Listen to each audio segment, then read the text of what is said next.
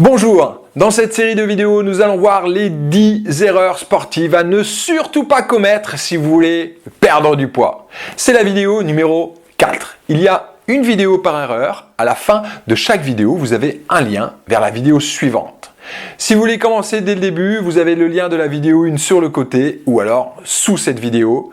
Erreur numéro 4, c'est parti!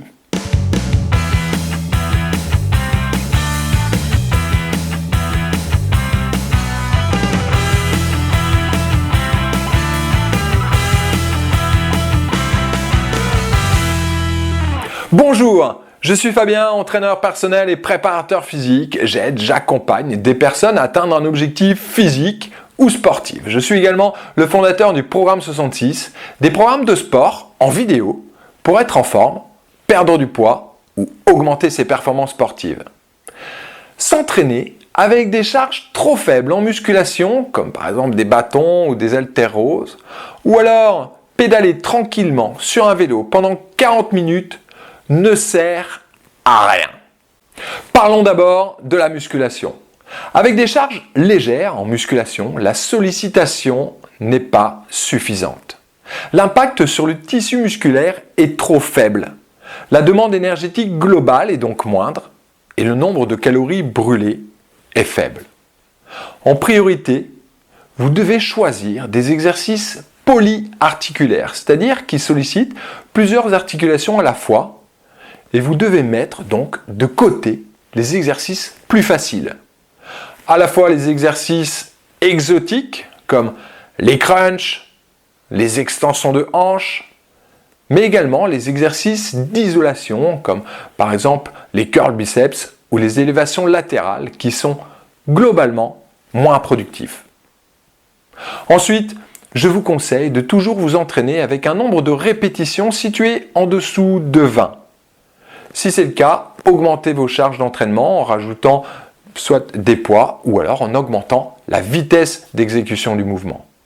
Sachez également que dès que votre corps s'habitue à une charge, vous devez l'augmenter ou trouver une option plus difficile. Par exemple, si vous arrivez à faire des pompes sur les genoux facilement, tendez les jambes et puis ensuite rajoutez un poids dans le dos.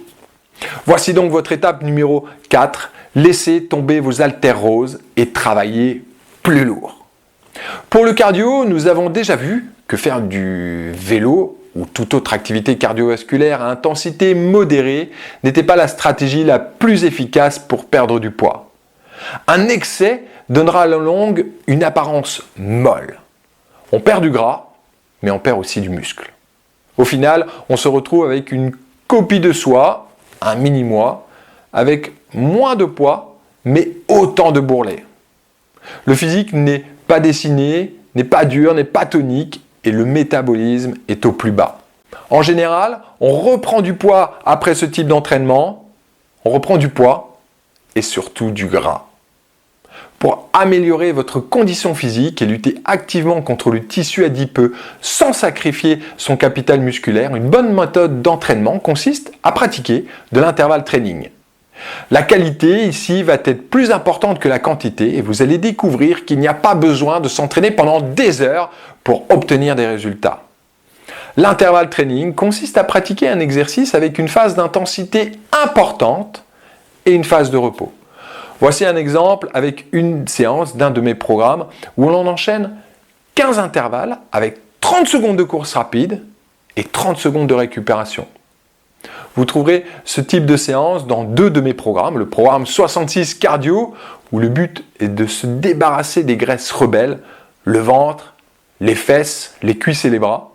Et ensuite, dans le programme 66, la forme et les formes, qui est un programme d'entraînement si vous avez 10 ou plus de 10 kg à perdre. Ce type de séance génère une élévation durable du métabolisme. La dépense globale de calories est supérieure à une séance plus longue d'intensité modérée. Vous ne brûlez donc pas des calories uniquement pendant la séance, mais également beaucoup après. Une autre technique consiste à incorporer des sprints à sa séance de cardio. Dans une course de 20 minutes, ajoutez par exemple 2 à 5 sprints de 20 secondes, c'est-à-dire tous les 3 ou 5 minutes. Vous devez avoir retrouvé votre souffle avant de refaire un sprint. C'est une bonne technique pour brûler un maximum de graisse. Vous trouverez d'autres exemples d'entraînement de sprint avec une vidéo complète sur ce thème dans l'espace membre du livre « Multipliez vos chances par 6 de perdre du poids ». Dans cet ouvrage, vous apprendrez à entreprendre un programme d'entraînement de façon progressive. Vous avez le lien sur le côté ou alors ci-dessous pour télécharger gratuitement le livre. Étape numéro 4 pour la partie cardio, notez une chose. Plus on s'entraîne dur, plus on consomme des calories et des graisses. L'intensité des séances dépendra bien sûr de votre niveau, de votre santé, de votre forme, de votre âge, mais les principes décrits restent identiques.